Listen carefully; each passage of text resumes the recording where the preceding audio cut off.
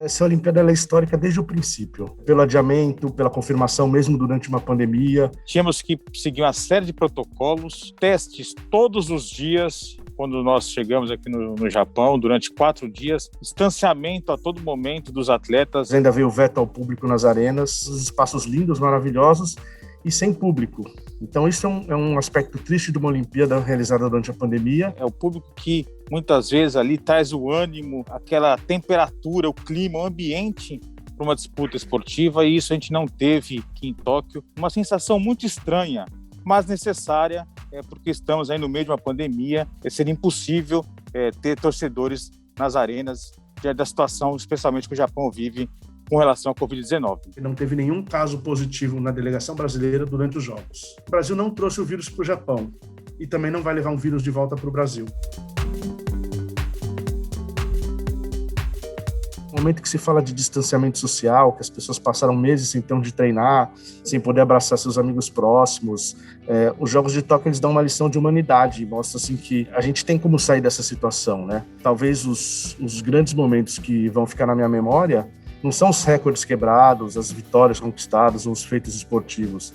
Eu acho que eu vou lembrar sempre dos gestos de carinho, do calor humano, dos brilhos nos olhares ofuscados pelas máscaras na cara das pessoas, do beijo do Bruno Fratos na mulher dele, na Michele, para festejar o primeiro pódio olímpico da carreira, da festa das mulheres no skate que vibravam a cada volta na pista, ou dos atletas da Itália e do Catar que acabaram dividindo o ouro após um empate no salto de altura, mostrando que uma disputa também pode acabar com todos vitoriosos, né? Então, assim, são algumas lições que a gente vê dessa Olimpíada que jogam um pouco de esperança para o futuro. Eu acho também que foi a Olimpíada das mulheres, que mostraram força, talento, de mulheres como Simone Biles, que teve a coragem de levantar a bandeira da saúde mental quando muitos evitam falar nesse assunto. Em determinado momento, ela não conseguiu competir, ela não estava bem, e é muito difícil para uma estrela desse porte tomar uma tal decisão, porque envolve de tudo.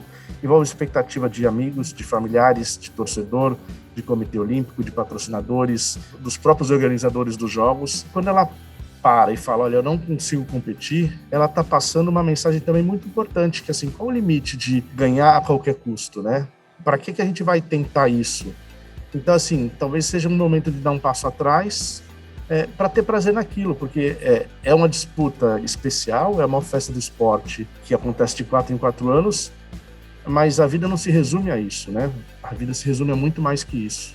Além da discussão sobre saúde mental, os Jogos de Tóquio também trouxeram à tona outras questões importantes, como a igualdade de gênero e o respeito à diversidade. Tóquio 2020 foi a Olimpíada com a maior participação de mulheres na história. De cada 100 atletas, 49 eram mulheres. E as brasileiras fizeram mais que bonito, com um recorde de medalhas. Para Paris 2024, a meta é ter exatamente o mesmo número de atletas homens e mulheres competindo. Os Jogos de Tóquio também ficaram conhecidos como a Olimpíada do Arco-Íris. Não apenas por terem o maior número de atletas assumidamente gays, lésbicas, bissexuais, transgêneros ou transexuais, mas também porque temas do movimento LGBT+, ganharam um espaço que não se via até então, no maior evento esportivo do mundo. No Japão, alguns medalhistas usaram o momento de consagração para deixar uma mensagem contra a homofobia e ressaltaram a importância da representatividade no esporte. São temas importantes que foram aparecendo aqui, né? Eu espero que a gente saia dessa Olimpíada assim, mais humano, mais unido e mais disposto a fazer um mundo melhor pelo esporte, pela cultura ou pela educação. Mas talvez seja isso esse recado que a Olimpíada está passando para a gente.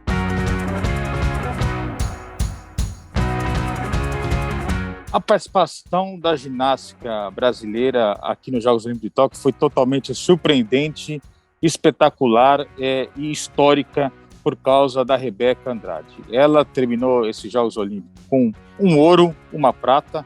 Não à toa, foi eleita pelo Comitê Olímpico do Brasil para carregar a bandeira do Brasil na cerimônia de encerramento, porque o que ela fez aqui foi histórico. Rebeca Andrade conquistou as 2 primeiras medalhas da história da ginástica feminina do Brasil, além de ter se tornado a primeira atleta mulher brasileira a conquistar 2 medalhas em uma mesma edição de Jogos Olímpicos. Ela agora, de fato, vira uma referência, pode ser um ponto de virada da ginástica artística brasileira, sobretudo no feminino.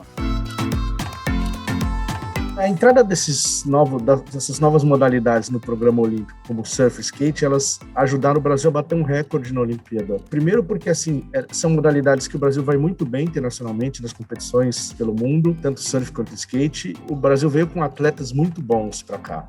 Então ganhou o ouro com o Ítalo Ferreira, num campeonato que poderia ter tido medalha do Gabriel Medina também, e talvez no feminino, mas esse ouro foi especial por toda a história que o Ítalo tem, né, com o esporte, alguém que veio de baixo e vem conquistando coisas. O skate trouxe 3 medalhas de prata, ajudou bastante o Brasil também, poderia ter tido mais. Algumas favoritas não ganharam, como a Letícia Buffoni e a Pamela Rosa, mas eu acho que, para além das medalhas que essas 2 modalidades inseriram, elas também trouxeram um outro astral para essa Olimpíada, né? Um clima diferente, com gente jovem, gente mostrando que a rivalidade às vezes não precisa ficar em primeiro plano, que fica feliz pelo resultado dos outros ou por manobras bonitas. Então também deu uma rejuvenescida na Olimpíada, e eu acho que essas 2 modalidades vieram para ficar, e para o Brasil vai ser muito bom elas ficarem.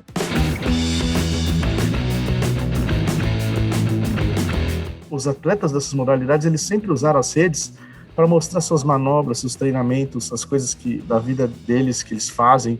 Então eles já tinham bastante seguidores, e isso deu uma potencializada por causa da Olimpíada, pelo sucesso das modalidades, muita gente descobrindo personagens esportivos interessantes, como a Raíssa Leal. A fadinha do skate conquistou as redes sociais e entrou para a história como a mais jovem atleta brasileira a competir em uma Olimpíada e a ganhar uma medalha. Então talvez tenha colocado muitas pessoas olhando com mais carinho para essas modalidades, que eram modalidades que foram marginalizadas lá atrás, né? Se a gente pensar décadas atrás, falava que surfista, que skatista era vagabundo, que usava drogas, que não queria trabalhar, e eles estão mostrando que não, que eles são atletas, são saudáveis, são divertidos e também são medalhistas olímpicos. A reta final do time Brasil nos Jogos de Tóquio foi bem emocionante, principalmente pelas conquistas de última hora, que colocou o Brasil com 21 pódios no total na Olimpíada, ficando na 12ª posição, e também com 7 ouros acumulados.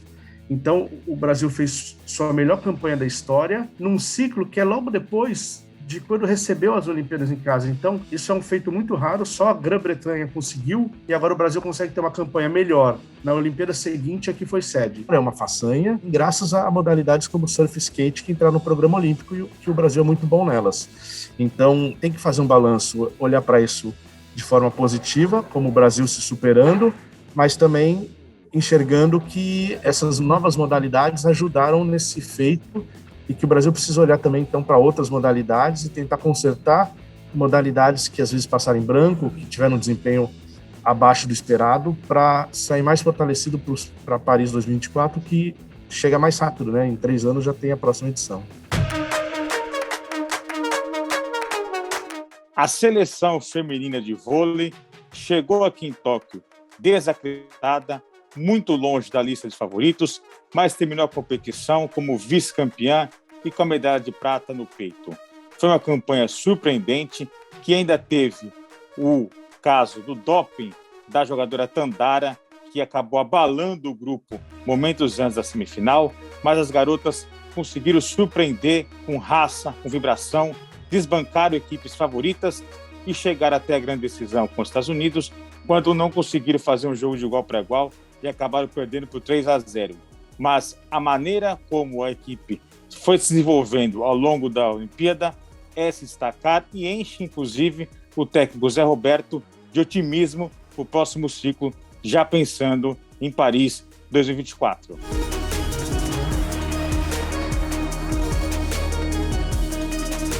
A medalha de ouro de Herbert Conceição foi muito importante, porque o atleta vinha bem na luta, estava perdendo e acertou um nocaute espetacular, sendo comparado inclusive a Rocky Balboa, de tão cinematográfica que foi a luta.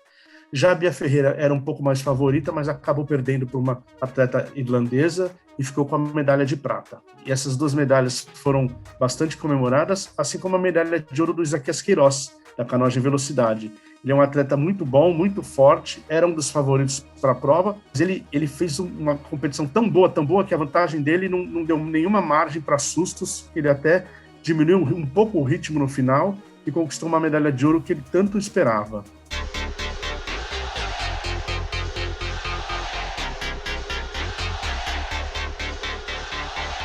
É preciso destacar também a atuação do time masculino de futebol que conquistou aqui no Japão o seu bicampeonato olímpico com uma vitória dramática, suada, sofrida diante da Espanha na prorrogação. Mas, além do título olímpico, a seleção de futebol masculino também foi alvo de polêmica, porque na hora de receber a medalha no pódio, os jogadores não vestiram o agasalho do Comitê Olímpico do Brasil. Isso causou atrito entre o patrocinador da CBF e o patrocinador do Comitê Olímpico do Brasil, o COB. O COB, inclusive, promete levar essa questão para a justiça. E os atletas da seleção de futebol foram duramente criticados por outros atletas por não entrar dentro do espírito olímpico.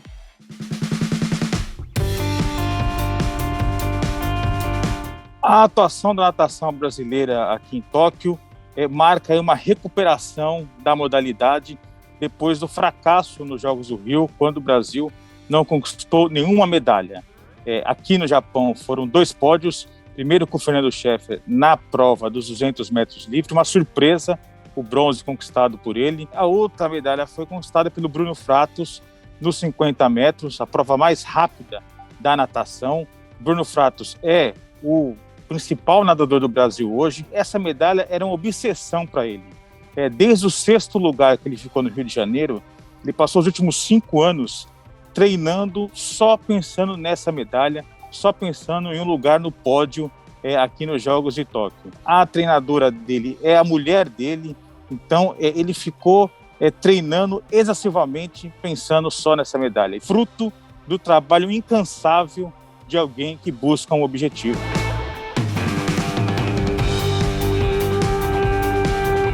No judô, a Mayra Aguiar conquistou o seu 3º bronze consecutivo. Ela tinha subido ao pódio também em Londres, no Rio, e repetiu esse feito aqui em Tóquio. É a primeira mulher brasileira a conquistar 3 pódios consecutivos. Isso é histórico, mas é a marca da superação de uma atleta que sofreu uma lesão gravíssima no joelho ano passado, teve que passar por uma cirurgia. Muitos acreditavam que ela não teria condições de chegar à Olimpíada aqui no Japão, e não só ela chegou muito bem, como conquistou essa medalha. Então o choro emocionado da Mayra Aguiar ao subir no pódio foi algo assim muito marcante.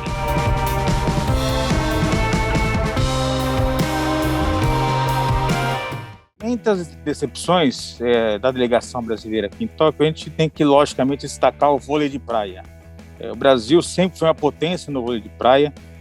Em todas as edições dos Jogos Olímpicos, desde que o vôlei de praia entrou no programa dos Jogos, o Brasil sempre subiu ao pódio, muitas vezes com medalha de ouro, muitas vezes com dobradinhas ali de atletas brasileiros, mas agora, pela primeira vez, o Brasil ficou fora do pódio, tanto no vôlei de praia masculino como no feminino também. Isso provoca uma reflexão na modalidade. Depois do amplo domínio do Brasil, começam a surgir novos países que ameaçam aí, os atletas brasileiros.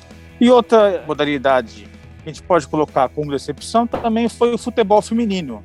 Porque depois da contratação da técnica sueca Pia, se esperava que o Brasil ao menos brigasse por um lugar no pódio, mas o Brasil acabou caindo nas quartas de final. E essa derrota, essa eliminação precoce, provoca o fim de um ciclo na seleção brasileira, da geração da Marta e da Formiga, que conquistaram 2 medalhas de prata e acabaram fracassando aqui em Tóquio.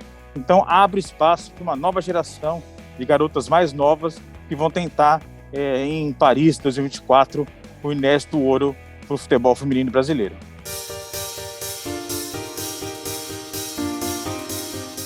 Realizar um evento desse tamanho, como a Olimpíada, com mais de 11 mil atletas, em meio a uma pandemia, foi um desafio enorme para os organizadores, para o Comitê Olímpico Internacional, mas eu acredito que tenha passado a mensagem para o resto do mundo de que é possível sim vencer o vírus, é possível sim superar essa pandemia, evidentemente com algumas restrições, com alguns cuidados, mas a humanidade tem capacidade sim de vencer o vírus e de seguir adiante. O esporte tem um papel importantíssimo dentro desse processo, sobretudo por causa da união de povos. Quando você vê reunidos atletas de todo o mundo, isso passa um simbolismo para a sociedade como um todo, de que o vírus não é maior do que a força da humanidade. Eu acho que aqui eu entendi que o barato da Olimpíada não é só vencer, nem mesmo apenas competir. Eu acho que, na verdade, a missão do espírito olímpico é inspirar pessoas. E acho que essa edição dos Jogos conseguiu fazer isso em vários momentos. Então, tomara que a gente saia daqui mais inspirado, mais feliz e talvez otimista para um futuro melhor.